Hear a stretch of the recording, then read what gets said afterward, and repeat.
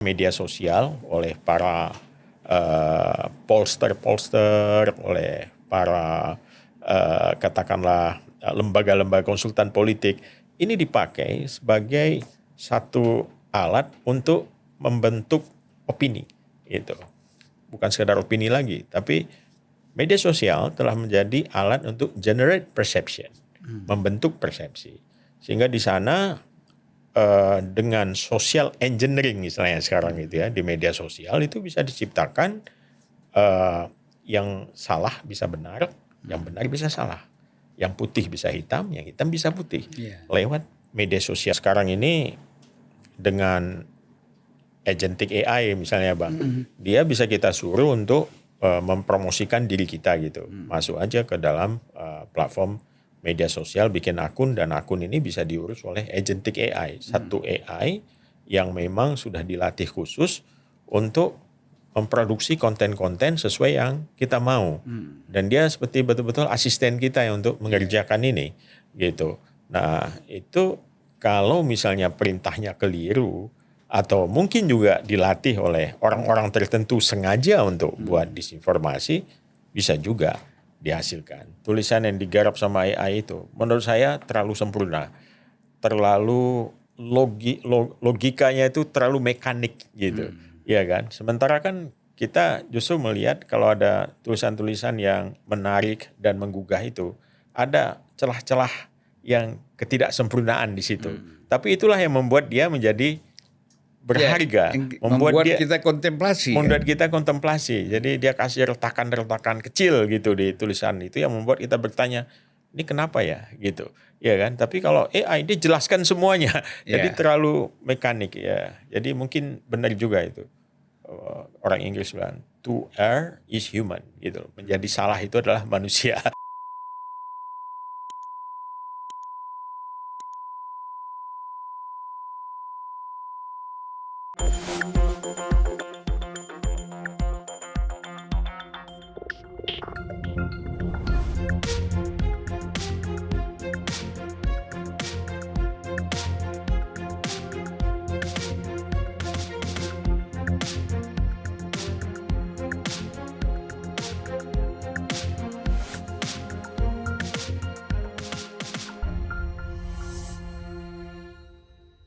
Bismillahirrahmanirrahim. Assalamualaikum warahmatullahi wabarakatuh. Waalaikumsalam warahmatullahi. Salam sejahtera buat kita semua. Salam juga untuk para penonton Unpacking Indonesia dimanapun berada.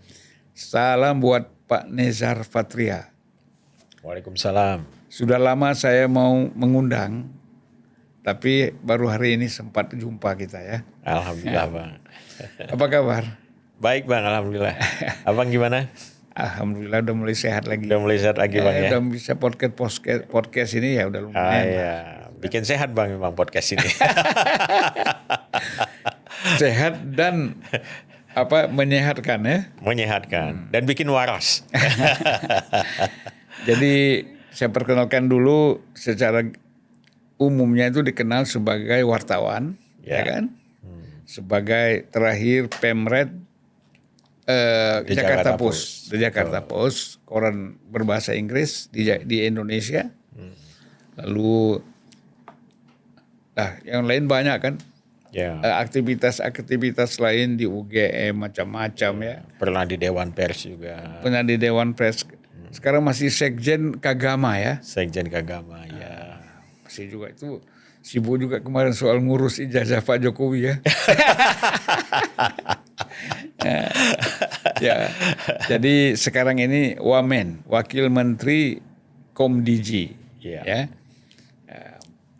Ya kita jabatan-jabatan itu penting ya kan, tapi jangan terlalu dianggap penting. Iya, setuju Pak. Penting, tapi bukan itu segala-galanya kan gitu. Yang penting kan kita ini, apalagi wartawan itu kan dimanapun ditaruh pasti bisa kerja. Siap. Ya, kita mau ngomong-ngomong santai aja ini ya. Iya. Kan kita kalau melihat sekarang ini, peran media sosial itu kan cukup besar. Dalam kehidupan apa saja, dalam pertanian, keuangan, ekonomi, perdagangan, industri, Tapi kan orang hanya sekarang terfokus kepada masalah-masalah politik. Itu memang yang paling menarik barangkali ya. Buat isu politik, intrik-intrik politik, segala macam lah kekurangan dan kelebihan presiden, menteri, pejabat, ataupun figur-figur politik, partai politik. Itu yang lebih banyak disorot orang dalam media sosial kan. Betul. Padahal manfaat media sosial termasuk AI itu kan besar perannya kan dalam pertumbuhan suatu negara. Gitu. Nah, namun kita melihat bahwa di samping sisi positif kehadiran media sosial ini, platform media sosial, tetapi kan ada sisi-sisi negatif. Yang mungkin berita-berita yang nggak benar seperti hoax itu juga kita lihat muncul di dalam media sosial kita, sehingga siapapun bisa nonton dan tingkat mereka terpengaruh ini kan tergantung kepada pemahaman, ya kan? Untuk mengetahui apakah itu asli, apakah itu berita yang dipublish gitu. itu hoax atau bukan, atau AI atau bukan. Ini kan tidak semua orang punya kemampuan untuk memahami itu. Nah, bagaimana cara misalnya kita menjelaskan ini kepada masyarakat? Iya Bang, terima kasih Bang Jo. Jadi memang kalau kita lihat lanskap komunikasi kita pada hari ini sangat ditentukan oleh komunikasi melalui platform media sosial. Pertama, ini karena berkah konektivitas ya. Sekarang jaringan telekomunikasi yang dibangun itu bisa dikatakan sudah 97% mengcover wilayah Republik kita ini, Nusantara kita ini, wilayah yang didiami ya.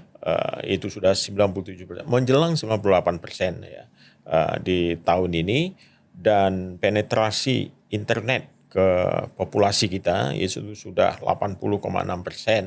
Nah, itu artinya dari total 287 juta jiwa penduduk Indonesia, berarti ada sekitar hampir 240 juta lah kurang lebih yang saat ini menikmati yang namanya internet itu.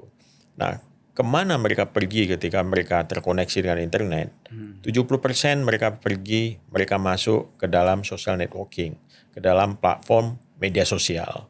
Nah, di media sosial, karena kita punya akun di situ, kita bisa produksi informasi sekaligus menyebarkan informasi, sekaligus juga menjadi konsumen dari informasi, sehingga dia memang lalu lintas informasi yang ada di platform media sosial itu menjadi sangat riuh gitu loh. Menjadi sangat riuh karena memang karakter dari media sosial kan sebetulnya mencoba memberikan kesempatan semua orang berekspresi di situ.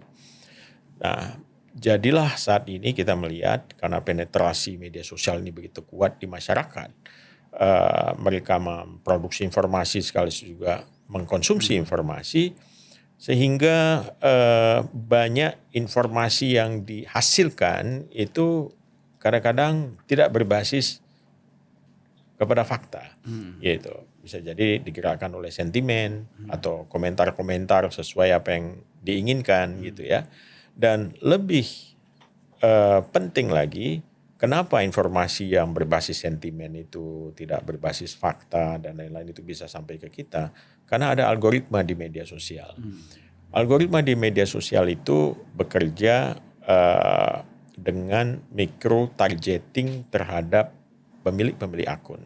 Jadi kalau kita misalnya punya akun di salah satu platform media sosial, kita suka menerima katakanlah konten-konten tentang mancing.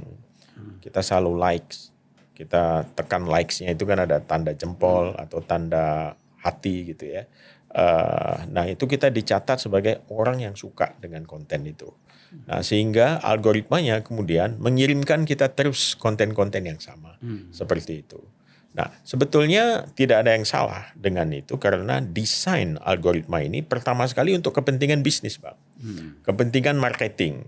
Karena dia mau micro targeting ke setiap orang yang masuk ke media sosial. Siapa ini dia? Apa yang dia suka?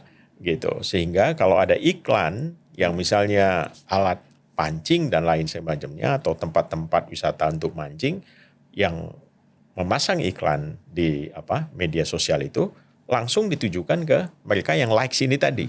Gitu. Nah, ini cara kerja algoritmanya begitu. Nah, tetapi dari marketing, kepentingan marketing ini kemudian bergeser juga untuk ekspresi yang lain, termasuk juga dalam hal ini ya bisa dibilang komentar-komentar politik misalnya gitu, ekspresi ataupun pendapat tentang banyak hal gitu ya. Dan ada yang suka dengan misalnya tema diskusi agama, tema diskusi tentang sains, tema diskusi tentang geopolitik, tema diskusi tentang banyak hal lain gitu. Nah, itu berseliweran dan itu semua akan dikelompok-kelompokkan berdasarkan likes itu tadi. Jadi kalau kita like satu soal maka dia akan datang terus. Nah, sekarang Bang, algoritma itu berubah dia. Algoritma itu berubah, ada waktu-waktu tertentu setelah dia evolusi dia berubah, termasuk karena ada persaingan antar platform juga. Siapa yang paling besar bisa mengumpulkan crowd di platform itu. Jadi kita lihat misalnya kalau dulu Facebook terbesar, sekarang ada saingannya TikTok masuk gitu. Lalu dari kelompok Meta ada Instagram, ada YouTube di situ ya. Nah, jadi mereka ini saling berebut yang namanya crowd itu tadi. Nah, algoritma yang diciptakan kadang-kadang sangat agresif. Bahkan tidak memerlukan kita menekan tombol like. Misalnya tanda jempol atau hati tadi itu. Tapi dengan scrolling dan kita berhenti di satu konten gitu untuk 4 detik atau 5 detik saja tanpa berbuat apapun tapi hanya berhenti sebentar, dianggap sudah likes. Di dalam metadata mereka itu dianggap likes gitu. Maka dia datang terus. Makanya kalau kita di TikTok misalnya yang sangat agresif untuk soal ini, kalau kita lihat konten misalnya tarian Rusia misalnya gitu, maka akan datang terus tarian-tarian Rusia gitu. Kita lihat konten misalnya Iran gitu ya, itu kan datang terus soal Iran gitu. Nah, inilah yang disebut dengan algoritma ini yang itu begitu tuh. Tanpa diprogramkan ya? Diprogramkan oleh platform Bang. Itu namanya istilahnya filter bubble lah gitu. Jadi itu yang diprogram oleh platform. Nah, sementara apa yang kita nyatakan di situ, apa yang kita posting di situ, kemudian akan diterima oleh orang yang juga likes, yang suka tentang itu, dan kemudian membalasnya juga. Jadi sehingga kita membentuk satu gelembung sendiri, membentuk kamar sendirilah gitu. Makanya sebetulnya apa yang kita percakapkan di media sosial itu seringkali bukan satu dialog, tapi itu adalah kita meneriakkan dan mendengar gaung teriakan kita sendiri. Itu yang disebut dengan echo chamber itu. Nah, itulah yang terjadi, echo chamber. Nah, itu satu hal. Hal yang lain adalah karena dia berbasiskan dengan likes itu, kebanyakan yang terjadi adalah orang lebih senang memberikan sentimen-sentimen daripada fakta-fakta. Jadi lebih banyak sampai kepada kita itu adalah sentimen-sentimen ketimbang fakta-fakta. Dan karena ini terus dijejali dengan cukup intens sehingga di kepala kita itu terbentuklah satu persepsi. Nah, inilah kemudian mengapa media sosial oleh para pollster, oleh para katakanlah lembaga-lembaga konsultan politik ini dipakai sebagai satu alat untuk membentuk opini gitu.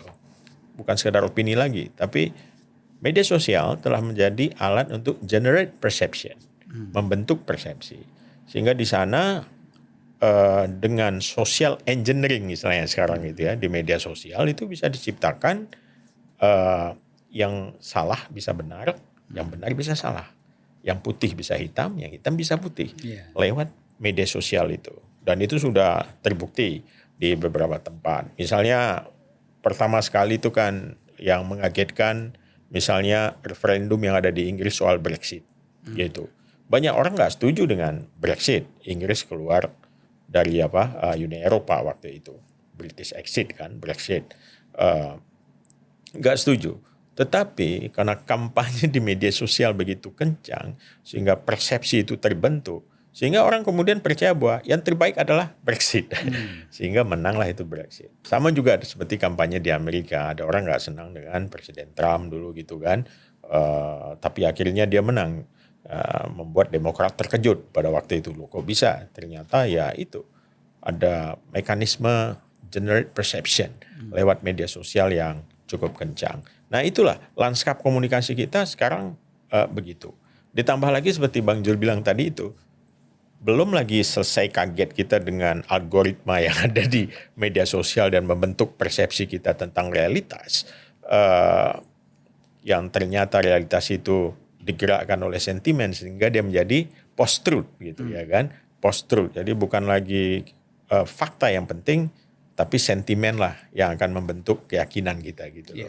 Itu yang cukup kritikal pada hari-hari ini, dan banyak para katakanlah pengamat media sosial itu lalu mencoba mengkritisi keadaan ini, bahwa ini sebetulnya harus dimoderasi dengan benar. Ada yang namanya platform governance. Platform governance itu tata kelola platform gitu ya, karena dianggap platform ini kalau dibiarkan tanpa ada satu regulasi ini justru akan membawa banyak efek-efek negatif, liar, digunakan untuk macam-macam hal. Misalnya pernah kejadian itu di Burma, di Myanmar, waktu ada kerusuhan etnis dan berbau agama waktu itu.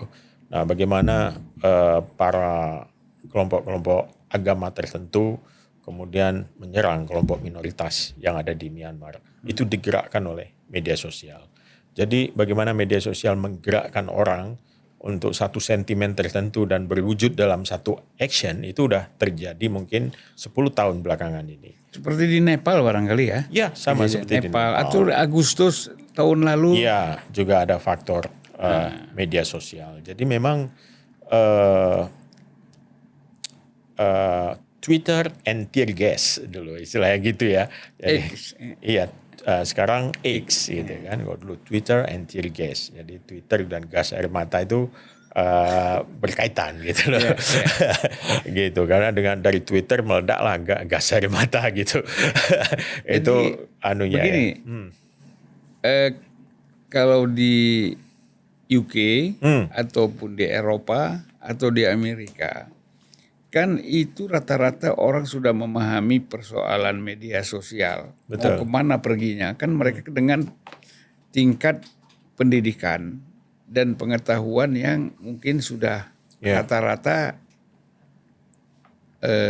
bagus lah ya. Baik gitu. Sementara kan kalau seperti negara seperti kita, kan orang terpengaruh itu lebih pada nggak rasional kan, kadang-kadang lebih pada emosional. Orang menonton sesuatu di media sosial, kan, di akun tertentu, kemudian mereka cepat sekali terpengaruh tanpa mampu mengseleksi kan, atau mengoreksi. Ini bagaimana cara menghadapinya? Ya memang sebetulnya bukan khas Indonesia juga nih Bang Jol, tapi ini fenomena global gitu karena karena hal yang sama terjadi di Amerika, ya kan, banyak orang menyesal karena akhirnya salah pilih dan lain sebagainya. Di Inggris juga, di Inggris bahkan mereka membentuk satu badan namanya Government Digital Services.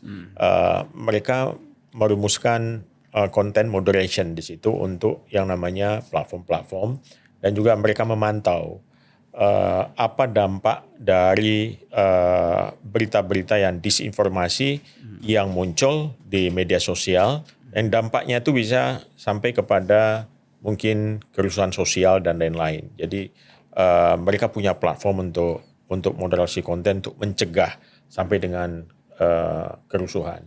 Selain juga platform ini digunakan untuk memonitor percakapan sosial, misalnya yang bertendensi rasisme dan lain sebagainya macamnya, yang akan memicu ketegangan sosial dan lain-lain. Jadi sebetulnya content moderation ini ada di hampir semua negara, termasuk juga saya kira apa yang dilakukan oleh Komdigi ya. Kita melakukan content moderation ini juga untuk menjawab Bang Jul tadi, apa yang harus kita lakukan di tengah menghadapi keriuhan platform ini gitu. Nah, content moderation itu dilakukan oleh Komdigi tentu saja dengan berdasarkan mandat dan aturan-aturan hukum yang ada. Acuan kita adalah Undang-Undang ITE gitu, dan ini dilakukan oleh satu direktorat khusus yang namanya pengawasan ruang digital di Komdigi. Dan tentu saja dalam moderasi konten ini kita punya prinsip-prinsip, misalnya tetap menghargai yang namanya kebebasan berekspresi sejauh dia tidak menjurus kepada fitnah, disinformasi dan ujaran kebencian, atau kita singkat dengan DFK. Gitu. Nah, itu juga ada aturan-aturannya, ada diatur di berbagai Permen Kominfo dan Komdigi, ada juga di Undang-Undang ITE, ada juga di KUHP dan lain semacamnya. Dan kita juga memonitor apa yang kita sebut sebagai konten negatif. Di situ ada judi, ada pornografi, ada tindak perdagangan orang dan lain semacamnya, juga scamming dan lain semacamnya. Itu juga masuk dalam daftar yang dipantau, termasuk juga judi online dan lain sebagainya macamnya. Memang kalau soal disinformasi, tapi kita kan tadi fokus soal disinformasi ini kan Bang. Disinformasi yang mengakibatkan itu tadi ya, orang bisa punya pikiran yang digerakkan oleh emosi ya, emosional dan tidak rasional. Nah, ini memang jadi satu concern yang cukup besar dan tidak gampang karena bisa saja itu bentuknya opini gitu, tetapi opini yang bisa mengarah kepada menajamkan sentimen kebencian tertentu. Jadi ini memang agak tipis batasnya. Tapi yang kita perhatikan itu adalah disinformasi dan misinformasi yang diproduksi. Disinformasi dan misinformasi ini menjadi ancaman global Bang sekarang. Menurut World Economic Forum, dia bikin ada 5 global top risk yang harus diwaspadai. World Economic Forum mewawancarai para CEO global companies, pemimpin dunia, termasuk juga para pejabat-pejabat dari berbagai negara, masyarakat sipil dan lain sebagainya macamnya. Terus dia ranking apa aja bahaya ataupun resiko-resiko yang harus diwaspadai oleh dunia selama 2 tahun ke depan. Jadi dia bikin setiap tahun dia keluarkan gitu. Di 2026 dia juga sudah menyebutkan dari 5 top risk yang ada ya, selain climate change, lalu kemudian geopolitical tension, terus yang ketiga itu adalah disinformation dan misinformation. Karena ini nanti arahnya sampai ke social polarization. Jadi polarisasi sosial itu justru diakibatkan oleh disinformasi dan misinformasi, kata World Economic Forum. Jadi ada semacam concern global bagaimana mencoba mengatasi ini. Dan makin tidak mudah lagi karena ada teknologi baru seperti artificial intelligence yang bisa menghasilkan disinformasi sendiri. Gitu. Sekarang ini dengan agentic AI misalnya Bang, dia bisa kita suruh untuk mempromosikan diri kita gitu. Masuk aja ke dalam platform media sosial, bikin akun, dan akun ini bisa diurus oleh agentic AI. Satu AI yang memang sudah dilatih khusus untuk memproduksi konten-konten sesuai yang kita mau. Dan dia seperti betul-betul asisten kita yang untuk mengerjakan ini gitu. Nah, itu kalau misalnya perintahnya keliru atau mungkin juga dilatih oleh orang-orang tertentu sengaja untuk buat disinformasi, bisa juga dihasilkan. Itu kalau bentuk misalnya posting-posting pendapat dan lain-lain. Belum lagi poster-poster atau video-video. AI deepfake video.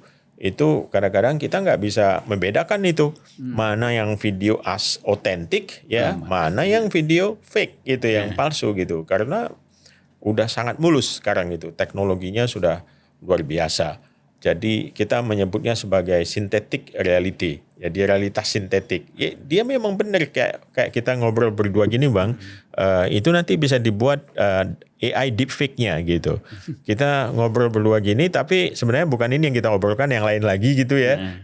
Tapi seakan-akan itu kita gitu. Dengan gambar yang mirip, dengan gestur yang sama, dengan suara yang sama Bang.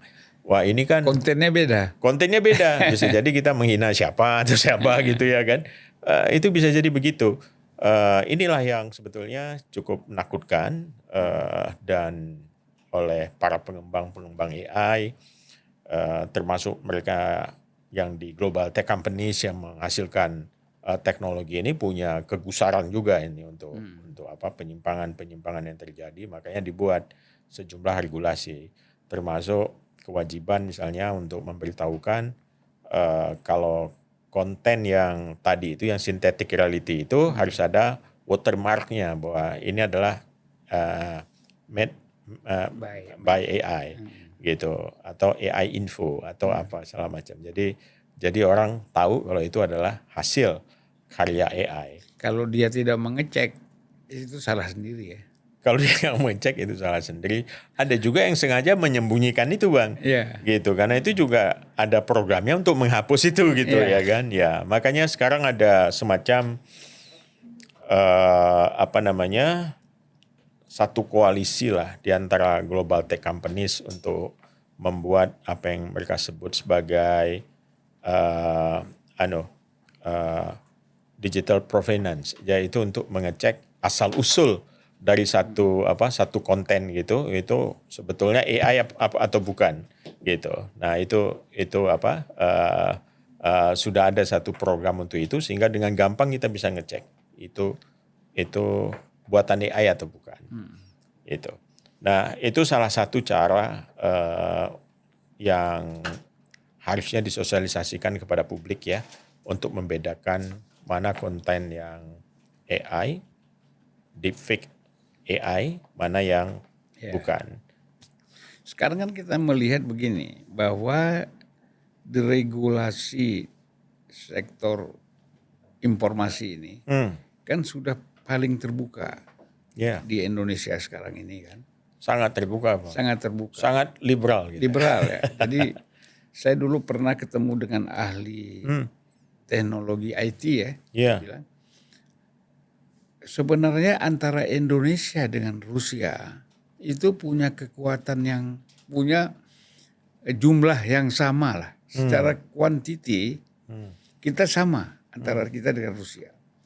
Tetapi Rusia itu lebih terkoordinasi penggunaan IT ini seperti platform media sosial dalam konteks kepentingan nasional mereka, dan lebih banyak menyorot atau memojokkan atau memberitakan tentang dunia luar, gitu kan.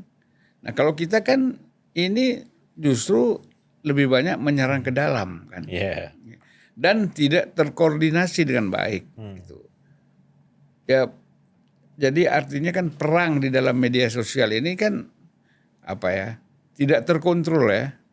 Nah ini kan bagaimana kita menyelesaikan ini gitu. Ya ini memang pertanyaan yang sangat strategis gitu Bang ya. Termasuk bagaimana polisi kita sebetulnya dan apa sih tujuan kita ya, tujuan nasional kita terhadap lanskap digital ini apa. Nah dalam visi Indonesia Digital 2045 kita sebenarnya sudah punya semacam North Star-nya lah gitu, kemana kita mau menuju gitu. Kita ingin menuju ke satu kekuatan teknologi yang inklusif, berdaya dan berdaulat. Nah ini di 2045. Tapi jalan menuju ke situ, ini kan 2026 ya. Ini kan nggak lama lagi, 19 tahun lagi gitu ya. Dan masa-masa sekarang ini menjadi penting untuk membangun fondasi ke arah kedaulatan digital itu tadi. Kenapa saya bilang kedaulatan itu menjadi penting? Karena seperti yang Bang Jul contohkan tadi itu Rusia gitu ya. Kenapa mereka sepertinya kok lebih tertata gitu, kok lebih terkoordinasi gitu ya, terkoordinasi. Saya kira karena memang struktur polisi yang ada di Rusia berbeda dengan kita, dan mereka juga punya kemandirian teknologi sendiri sehingga mereka bikin platform-platform sendiri. Seperti Cina ya. Seperti Cina. Nah di Rusia kan kita tahu ada pemain platform yang besar di sana kayak Yandex misalnya. Ya itu mesin pencarinya kan Yandex. Dan Yandex ini cukup kuat, cukup dominan. Ternyata dia bukan cuma search engine company, tapi dia juga menguasai teknologi artificial intelligence sampai dengan taksi di Rusia itu ternyata juga punya grup ya Yandex dan mereka punya autonomous car, mobil yang nggak ada supirnya tapi dikendalikan oleh AI. Jadi mereka dalam hal ini sudah punya katakanlah tech sovereignty sendiri, kedaulatan teknologi sendiri. Nah tentu saja level itu berbeda dengan kita yang lagi coba berkembang dan coba menuju ke arah sovereign itu. Nah di saat-saat seperti sekarang saya kira memang polise yang harus dibuat dan harus menjadi konsensus nasional adalah bagaimana kita memperkuat produk nasional kita sendiri. Gitu. Mungkin satu platform media sosial yang dibuat ya oleh anak bangsa sendiri gitu, oleh korporasi kita sendiri gitu, yang kira-kira bisa menjadi andalan nasional, bisa membawa karakter nasional kita sendiri gitu di dalam di dalam layanannya kepada publik gitu. Karena betapapun platform-platform yang berbasis katakanlah di barat gitu ya, itu kan standar etiknya itu berbeda dengan kita bang. Gitu. Apa yang menurut kita itu semacam hate speech, di sana itu mungkin bukan hate speech gitu.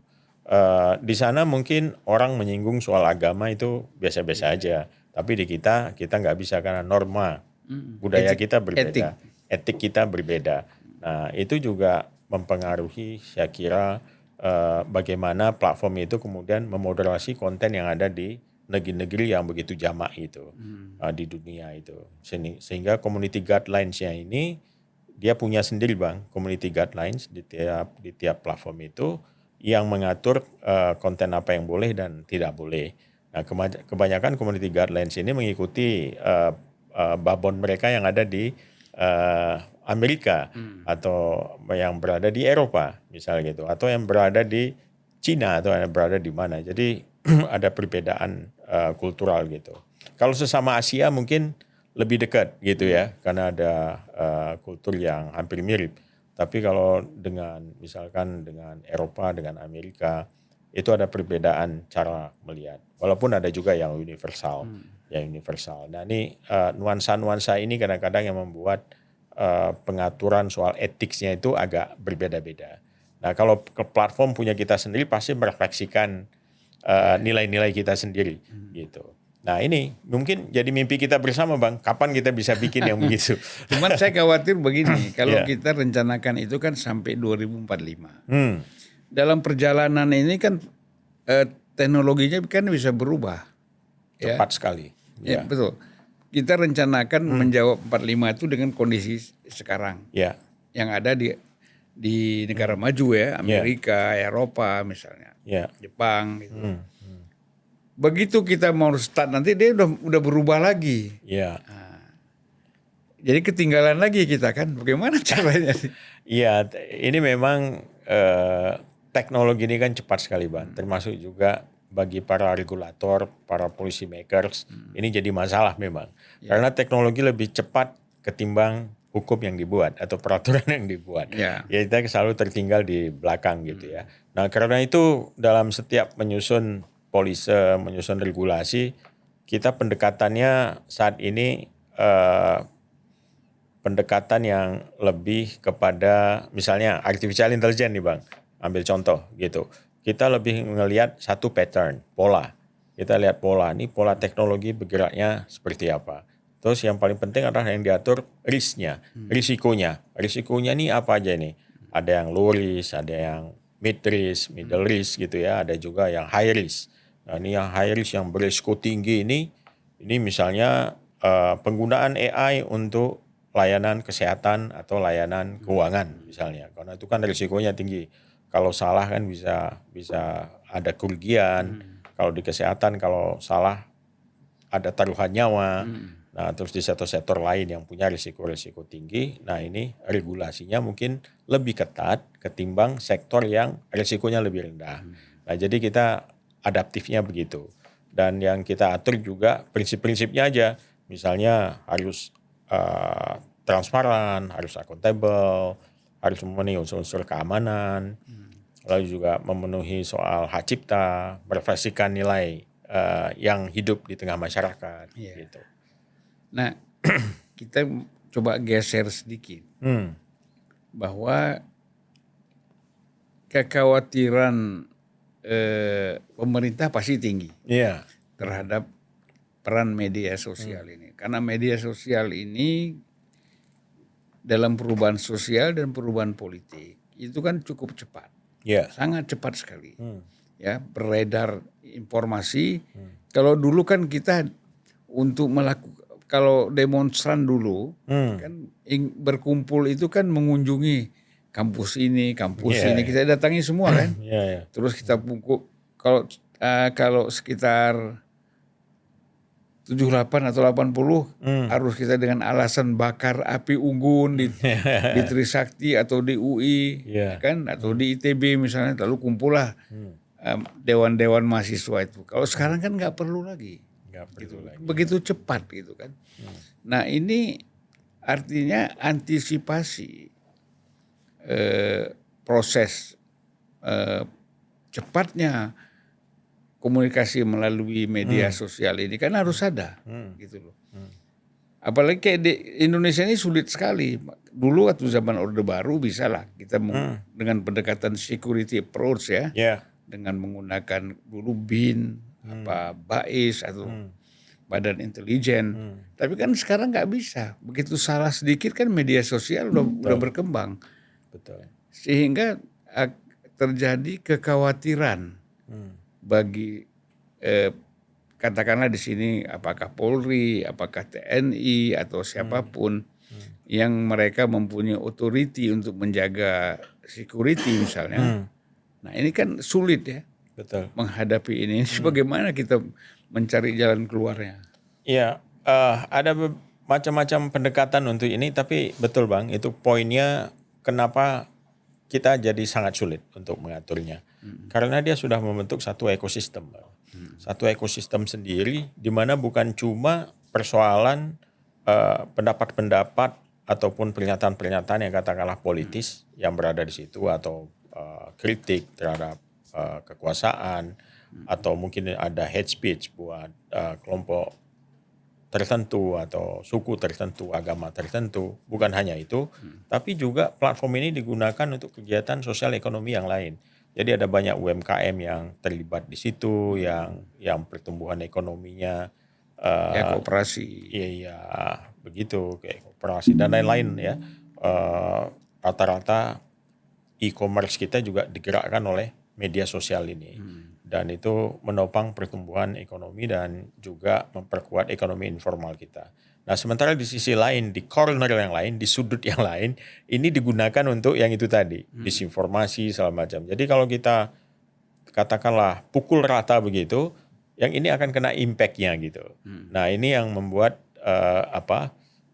regulasinya harus lebih tajam untuk memisahkan mana yang digunakan untuk konten-konten negatif, mana yang digunakan untuk kepentingan-kepentingan sosial ekonomi seperti para UMKM dan lain sebagainya macamnya itu. Dan dia sudah membentuk satu ekosistem yang besar sekali. Salah satu platform, misalnya platform media sosial, itu bisa sampai 160 juta Bang penggunanya, gitu. Yang punya akun di situ. Jadi kita bisa bayangkan kalau ada mungkin tidak tepat dalam mengolahnya, bukan menjadi produktif, malah kontraproduktif. Ya. Jadi memang harus sangat hati-hati. Maka misalnya untuk konten-konten negatif, ya kalau memang melanggar hukum, kan sudah ada aturan yang kita sepakati lewat Undang-Undang ITE. Dari teguran tertulis sampai dengan di take down. Namun demikian ada juga yang konten-konten yang hanya sekedar mungkin kritik, hanya sekedar mempertanyakan. Nah, itu kan masih dilindungi oleh kebebasan berekspresi. Itu masih ada dan tetap di sana gitu. Sepanjang dia tidak misalnya yaitu tadi ke arah hate speech, ke arah misalnya fitnah dan lain sebagainya macamnya itu. Nah, jadi content moderation ini spektrumnya luas dan yang menangani bukan cuma Komdigi saja, karena Komdigi kan berada di satu koordinasi lintas lembaga juga, terutama yang berkepentingan dengan platform ini. Bahkan juga kita koordinasi juga dengan OJK, kita koordinasi juga dengan PPATK untuk judi online misalnya gitu. Jadi untuk konten lain disinformasi, misinformasi kita koordinasi dengan sejumlah badan yang bertanggung jawab untuk itu. Sehingga bukan kita sendiri yang memutuskan apakah konten ini harus di take down atau tidak gitu. Ya, saya ambil contoh begini. Betapa isu mengenai MBG. Ya kan? Isu besarnya kan ada. Yang masih laten kan waktu itu. Laten itu artinya kebocoran APBN dan keuangannya itu cukup besar. Tapi kan itu tidak terungkap. Yang terungkap itu adalah ada ikan lele yang mentah yang disajikan kepada siswa kan gitu. Ada kemudian telur yang tidak matang atau makanan busuk kan itu. Mungkin ya kita taruhlah itu bisa terjadi di beberapa tempat. Dari sekian banyak ribuan tempat gitu, dapur kan. Tapi kan itu yang menjadi isu. Nah, barulah ketika Presiden Prabowo memanggil BPKP, memanggil PPATK, mengungkap adanya korupsi, kebocoran-kebocoran yang begitu besar di dalam pengelolaan MBG ini kan, sehingga 3 orang pimpinannya kan langsung diganti dan jadi tersangka, ya kan? Jadi langkahnya presiden kan lebih maju lagi. Dia nggak mau terikut isu-isu yang bukan remeh-temeh tapi tidak yang parsial. Presiden lompat kepada masalah yang lebih luas lagi. Langsung ke hulunya. Jadi ini tapi kan ini kadang-kadang tidak mendapat respon. Betul. Orang lebih senang main yang di hilir ini. Betul. Begitu juga Koperasi Merah Putih misalnya. Nah, menurut saya bahwa ini antisipasinya terlambat. Sehingga isu ini terus beredar. Mestinya memang ada antisipasi atau penjelasan apa yang sesungguhnya terjadi dari otoritas tertentu yang memang menangani ini kan gitu ya. Nah, sehingga saya mengatakan Presiden Prabowo ini kesepian. Kan bisa dia kayak seorang pelukis, melukis sendiri apa yang dia mau lukis, apa yang dia kesepian dia, gitu. Apakah itu dirasakan nggak kira-kira? Iya, memang dalam soal menangani isu-isu negatif di media sosial ini tidak mudah dan berarti memang harus dimonitor 24 jam mungkin gitu ya. Dan sekarang sudah ada aplikasi-aplikasi untuk memonitor itu 24 jam untuk melihat tren gitu, terus membuat predictive analysis tentang satu isu akan berkembang bagaimana, terutama kalau ada katakanlah program-program nasional yang cukup kritis gitu ya, dalam artian program ini sebetulnya dari misinya segala macam cukup mulia, misalnya kayak MBG untuk memberikan makan anak-anak kita segala macam yang sekolah gitu ya. Saya kira sebetulnya semuanya sepakat dengan itu dan bukan cuma Indonesia yang melakukannya, dunia juga melakukannya. Bahkan di World Food Program yang di bawah PBB itu ada yang namanya School Meals Program yang itu memberi makan berhimpun dengan negara yang mempunyai program MBG seperti kita yang mereka sebut sebagai School Meals Program. Itu ada 400 juta anak yang sekarang mendapatkan program ini di seluruh dunia oleh masing-masing pemerintahnya. Ada puluhan negara yang terlibat di situ dan Indonesia kan belum pernah untuk melaksanakan yang namanya School Meals Program ini. Ini kita cerita dari misinya Bang ya, School Meals Program ini. Dan saya baca satu artikel menarik sekali dari Gordon Brown, bekas Perdana Menteri Inggris Bang. Dia menjadi salah satu konsultan untuk School Meals Program ini juga. Ya, dia mengatakan bahwa dalam sebuah studi yang dilakukan dari World Food Program ini, WFP, itu sejumlah negara yang melaksanakan ini memang punya impact. Satu, dia menjadi semacam engine untuk lokal ekonomi di tingkat villages, di tingkat kampung, segala macam itu dia betul-betul menjadi engine. Lalu juga dia punya dampak untuk peningkatan nutrisi dan itu juga membantu pertumbuhan otak anak-anak yang di masa pertumbuhan sehingga mempengaruhi juga pada tingkat kecerdasannya. Jadi School Meals Program ini sebetulnya bukan program yang tidak ada diadakan. Bukan ecek-ecek. Bukan ecek-ecek. Ini udah program di dunia, ada India, segala macam. Saya kira Pak Presiden Prabowo beberapa kali juga menyebutkan soal ini. Nah masalah eksekusinya, ini kan sekarang kan dalam evaluasi Bang. Dan juga seperti yang Abang sebut tadi itu, Pak Presiden kan mendengar juga beberapa masukan-masukan segala macam sehingga actionnya itu bukan cuma di hilir tapi langsung ke hulunya gitu. Jadi ada niat ya untuk memperbaiki ini segera karena mengingat betapa strategis dan pentingnya School Meals Program atau makan bergizi buat anak-anak ini. Jadi saya kira memang yang muncul di media sosial mungkin yang menjadi viral itu kan kadang-kadang bukan hal yang esensial, yang substansial, ya kan? Soal-soal yang mungkin bisa kita bilang sensasional, yang sensasional, yang mungkin menggelitik kita. Atau dalam dunia seksi ya. Seksi, gitu ya. Yang seksi, yang apa itu cepat itu, viralnya itu cepat. Karena apa? Karena banyak orang likes. Begitu banyak orang likes, algoritmanya akan membagi lebih banyak lagi ke orang-orang. Dan makin di share, makin lebih banyak lagi dia dibagi, sehingga dia eksponensial, dia lebih cepat gitu. Makanya kita sering melihat kecenderungan di media sosial itu isu yang tiba-tiba meletup cepat gitu, cepat juga dia hilangnya gitu. Karena dia memang life cycle-nya itu cepat. Karena itu dia basisnya itu adalah virality itu tadi, viralitas itu tadi. Jadi visibilitas dan lain-lain berdasarkan algoritma itu tadi. Terbatas ya. Terbatas. Sehingga masyarakat pada akhirnya itu kan merasa bahwa informasi yang mereka dapatkan itu jadi shallow sebetulnya, dangkal. Karena itu banyak yang tidak substantif yang selalu saja dikeluarkan oleh media sosial.